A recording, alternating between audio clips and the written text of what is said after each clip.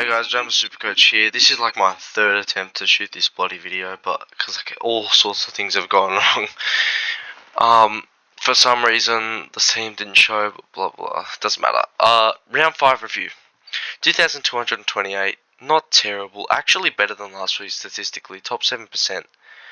But everyone around us seemed to do a little bit better, so we ended up dropping 70 ranks, which isn't the worst, but should be rising. Like, come on, that's a bit annoying. We dropped out of the top 200 just, but this is still a very, very good rank, and I'm happy with it. The pole position rounds, I think, are over, and we've got ourselves in a pretty good pole position to start our season. So, let's undo my changes, and let's get into the team. So, starting off with Sinclair. He got a 108. Got tagged by Harvey Thomas, so it was good that he got to this score. I feel like a 108 is very good considering he got tagged, but that break even has risen up, so hopefully he can have a very good week this week and not lose too much cash. But yeah, he's 642k now. He's been a fantastic pick for me, Sinclair. Fantastic pod, so I'm very happy with that. It was on like 59 in the third quarter time, and then kicked the goal and had a massive last quarter. Kicked the goal in the last quarter again, just like he did last week, and really helped his score, so that's great from Sinclair. Zorko, another mid score. Like, come on, got to be doing a bit better. You were a good pick for first 2 rounds. I had you, now you're starting to fall off a little bit, but come on, man, you got to start doing a little bit better. You're back at the Gabba this week, and yeah, I think Zorko's gonna go really peak this week. He's definitely gonna be in my VCNC considerations. I think we'll be hungry and ever to bounce back from a couple of average games, so that's good for Zorko. The thing about Zorko is, though, he's just like, I don't know what it is, he seems to be running less. Like, I don't know if it's the heat, but he's just not running as much as he would at the Gabba, which, I mean, it's a bit concerning, because, like, obviously you're not going to play every game at the Gabba, but it is what it is. Yeah, he'll definitely bounce back this week. Sheasel 102, he played midfield again. Like, last week he moved halfback, had 44 disposals. I thought they were going to keep him there forever, but they ended up moving him back in the midfield for whatever reason, and he did average, so I don't know what it is. Maybe midfield just isn't really the spot for Sheasel, but I mean, a 102 is fine, and he's still definitely going to be a keeper in our defence, so that's fine for Sheasel. Then we got Roberts with a 79. Yeah, I was really pissed off with this at first. I was just like, oh my god, because I was really thinking about the idea of going him to Whitfield, and I pussied out of it last second. He got a 7. I was like, holy shit, Whitfield's going to score double that. I'm so pissed off. Whitfield ended up scoring basically the same, so that's fine. That's fine. Wait, what was I going to say? Yeah, touching on my trades, I changed them up from the review video as I always do. I ended up going Rosie out. We'll get to that a bit later, but we ended up going Rosie out to Brayshaw, and O'Driscoll out to Clay Hall. Then we got Bice. Bice scored an 89, and what a fantastic pick Bice has been. This man is just, what a rookie. What a rookie. His break even's still negative 42. He's going to be going up to like 450k, and then we might need to upgrade him, because at this rate he could be a keeper in the defense. He's doing better than Roberts, so. And that's the thing with Roberts. Like, since Bice has come in and start getting used more, Roberts has been getting used less. Like, so he's got to be someone we've got to really touch on, but I think he'll bounce back this week. If he doesn't bounce back this week, though, he's gone, I reckon. Then we got Trainer with an 80. Fantastic. Like, what a rookie Trainer's been. He looks really poor, and I was like, oh my god, we're going to have to trade our Trainer. Trainer's been, I mean, like at the start of the season, a 50 and a 24, I was like, oh my god, we're going to have to trade him out. He's going to be a dead rookie. Ended up going 90, 82, and 80. So, what a bounce back from Trainer, and what a rookie he has been. So, thank you very much, son.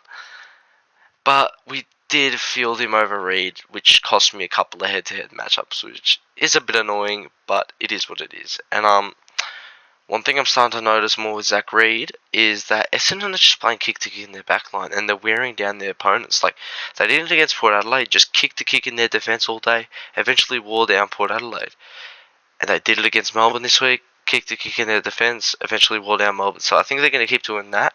And given that they're going to keep doing that, I think Reed has to be a viable field option. And I think it's okay to actually have Patton as a loop now, because we're more gives us more. It allows us to loop Trainer and Reed. I don't know why it took me so long to get that out. Speaking about Patton, he didn't play, of course, but I feel like we're going to hold him for one more. We'll hold him there as a loop for now, because rookie roulette in this back line is going to be very hard with the way most of them are going. But yeah. Yeah, we're going to hold it for one more, I think, unless both Cambrielli and him don't get named, then I might have to move on one, but I feel like they'll come in back into their sides, both Cambrielli and Patton, when soon enough. So I think they're a hold for now, but let's get into the midfield now. Andy Brayshaw. So I ended up trading Rosie to Brayshaw, which is a success, but like, why did Rosie have to go halfback, kick 2 goals, and have like 28 spells? That's just fucking annoying. Like, you can't predict that stuff though. Like, Rosie definitely wasn't going to be a keeper in the midfield. Just playing midfield, and I still don't think he will be now. But like, if he gets defense status, it's going to be really, really irritating. Like, but on paper, it was the right move, and that's all you can really say. So it's okay. And I would have captained Brayshaw, and we'll get into that later. But like, I ended up captaining De Koning because I didn't have a loop to VC De Koning, and I was scared that he'd go nuts. So I ended up going VC Cameron and C De Koning, which they both ended up. Well, Cameron ended up doing fantastic, and De Koning ended up doing pretty well too. But given that we could have had Brayshaw and Rose in ranks, that's very, very irritating. Like, it stings my soul, man. Absolutely stings my soul. But it is what it is. Brayshaw still did nothing. He was in our team, so that's fine. And he's still pottish, so got to be grateful that we even have Brayshaw. Then we got Dunkley, 88. He's been a good starting pick, but like if you picked him off after his 173, you'd be really pissed off. He'll definitely bounce back from this, but I mean, come on, you gotta get up and going again, because down to 579k now, he's pretty gettable. But I mean, he's never going to cop any tags, so it's fine from Dunkley. He's definitely, and he plays Collingwood this week at the Gabba, so I feel like he's going to bounce back for sure. Ashcroft 112, like what a pick Ashcroft has been. So glad I didn't trade him out after round 1, which I was heavily considering. He's gone up 100k now. Fantastic, Will Ashcroft. Gone 104, 136, 130, and 112. What past 4 games from Ashcroft? And I don't see him falling off. I think he's going to be a keeper in our midfields. I genuinely do. So what a pick Ashcroft has been, and I feel like after this round 3 game, where they gave him a real shot in the midfield, like these first 2 games, he's playing more high half forward, and they gave him a real shot in the midfield in round 3. He exploded. Fagan loved it, and I feel like he's really solidified in that midfield now. Like, he's not coming out. So fantastic for Will Ashcroft. Couldn't have asked for a better pick. Then we got Chera. Again, couldn't have asked for anything better. We picked him up at 440k. He's gone up 50k. Hasn't scored below like 97. What a star. I mean, Chera, fantastic. And from a Collins perspective, he's been fantastic as well. So that's lovely from Chera. We won't trade him out until he drops a real stinker. I don't think he'll be a keeper. Unless he really starts to go nuts, then it'll be like the dream come true. But Chera's been doing fantastic as he is, so can't be asking for any more. Clayton Oliver, disappointing. Really, really disappointing. I mean, he's gone up 18k from his starting price, but it's just, like what I said last week, he's not really back at his best. Well, he's obviously not back at his best. He's maybe not the same as last year, but I think he's a tiny bit better than last year. And we've just picked him at a weird spot, and we're going to have to move him on soon. But Melbourne do have an easy fixture coming up, and Melbourne have been losing a lot of games. So I feel like when Melbourne start winning more, fixture starts getting a little bit easier. Oliver will start getting better, and so will Petrarca, and we'll get into what we're going to do with Petrarca. Well, he's not in that team, but we'll get into how we're going to trade in Petrarca in a second. But yeah, I feel like Oliver will bounce back with some easy fixtures in Melbourne. we'll start through a little bit better. So yeah, I guess it's okay. 86. Then we got Levi Ashcroft at 90. Both the Ashcrofts have been a dream. Break even at -11 now, an 87 and a 90 past two scores. Fantastic. Like, he's going to get to like 330, 350k, and then we might need to move him on. So that's great for Ashcroft. Wait, is that?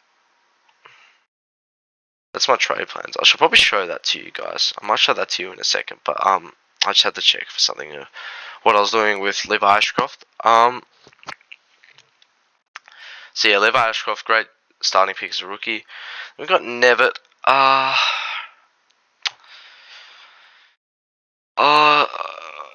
Give me a second, guys. Hang on.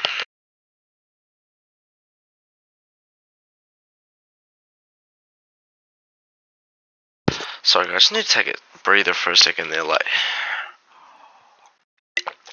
sorry, I just had to drink of water. My throat was just getting really dry there. Sorry about that, guys. But yeah, fielded Nevitt because he wasn't the sub and he was playing. And look, he should have done a lot better. But I feel like as he gets back from that plantar fasciitis injury, he's going to start doing better as he progresses. He's got Hawthorn this week, which I think Geelong will actually be a Hawthorn. So yeah, it is what it is with Nevitt. 50, bit shit to have on the field, but I mean, whatever.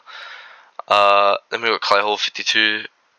We got what we paid for Clay Hall. We didn't expect him to go really crazy. Break even -8 still, so he's still going to be making some great cash. I feel like he'll be a good rookie. I don't think he'll get dropped.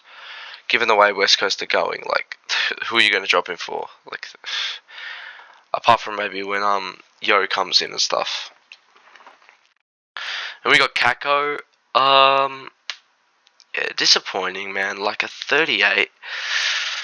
He plays West Coast this week and still has a break even of 15, so it's fine, I guess. But when you pick someone for 140k as elevated price for a rookie, you expect him to go 50 plus average, and he's nearly done that. But he hasn't quite delivered to the expectations. But I mean, he has a pretty shit role. If he had a better role, maybe he'd score better. But I mean, it is what it is. And he plays West Coast this week, so I feel like we'll get a spike score from him. So definitely not trading him out. Henderson, on the other hand, you're straight out. Like, I don't know how you didn't get dropped last week. Definitely going to get dropped this week. Sub and a 13, and you had like 10 in the third quarter. So you can get stuffed, Henderson, and you're definitely going to get traded out. But you actually he made okay. He made like 67k from what we got him. So I mean, whatever. It's okay, I guess. Camporeale 130. Oh wait, why did I say his price? Yeah, he didn't play, and I don't think he'll come. He might come back, given we have a few injuries, but here's something we got to address soon because I feel like we're gonna have some cash flow going in that rookie spot for the future. So we'll have to address that sooner or later. Maybe not this week, but definitely in the coming weeks. But I feel like if we do it, we're gonna have to use a boost because as I've got here, I've got a plan to upgrade pretty much every week up to round 11. So yeah, I've got a boost if I want to get rid of one of these dead rookies in Patton or Camporeale. Apart from Henderson this week, we won't need a boost for that. DeConing, 118, like, it's not a bad captain score. It's alright from DeConing. Like, he played really shit, and I'm like, he's lucky he got what he did get. He was on like 30 at half time as well, so I mean, it's okay from DeConing, but if I just had a loop for him, I would have gone Captain Brayshaw, so that's a bit disappointing. Darcy Cameron, my vice, ended up doing better than DeConing, and I was actually thinking of taking this, so yeah, I mean, as a pick, Cameron's been okay. He dropped that big score in round 0, so his average is still up, and I mean, he looked really good last week and this week. Like, he deserved the 120, 130 last week, so I have the faith in Cameron that he can be a sneaky R3, R4 maybe on the year. R2 if we're really lucky. But, yeah, I feel like he's going to start rising in cash a little bit soon and playing a lot better, so that's fine. That's pretty good from Cameron. Bike loop, like, I don't know why I picked him as a loop, because Geelong are going to have lots of Thursday night games, and I'm just going to not have a loop, so that's a bit annoying, but whatever. Jason Horn Francis, 119, like, if you traded this guy, I'm sorry, but that's just a fucking stupid move, like, if you trade out Rosie, it made sense because he was doing pretty shit in the midfield, and there's no way he was going to be a keeper. And given that Brayshaw was going to go as nuts as he did, it makes sense to trade him in for Rosie. But then he just randomly got chucked into the defense. So I mean, that's just luck, pure luck right there. If you held him, but I mean, Horn Francis on the other hand, it was never the right move to trade him out. Like, yes, he had a few bad scores, and this 80 and this 82 aren't even bad. It's just this 61 that was a bad score, and everyone panicked. But like, it's the forward line, and we know how hard the forward line has been in terms of finding quality players in the past. And it's just stupid if you're trading out Francis, because I feel like he's still locked in to average 100 plus, which is definitely keeper in the forward line. So a bit stupid if you traded him out, but luckily we didn't. I should stop just shit talking other people's moves and get on with my team. So yeah, happy with Horn Francis. The way he's bounced back has been amazing. In terms of how he played against Hawthorn, I feel like it was good. It wasn't groundbreaking, but I mean good enough to score 119, so that's fine. Rankin 91. Like I'm not gonna piss on about this score at all. I don't care. He could have scored an 80, mate. Like I was expecting to have to field Stone. You weren't supposed to play, and you got a 91. I'm not complaining at all with Rankin. Thank you very much. 91. I'll take it, mate. Rest your bloody calf or whatever it was that you hurt up. Um, Jack McRae 70. Like the Bedford tag's super annoying because he's a quality tagger. But yeah, don't panic with McRae. He's gonna bounce back superbly. And against his old mob this week, he could be a sneaky captain option. I think he's gonna go absolutely nuts against the doggies this week. But yeah, look, he'll be fine. Just bad Bedford tag, and he did still score 70, which I mean is shit, but could be worse. Bailey Smith 126. So happy I picked this guy up when I did.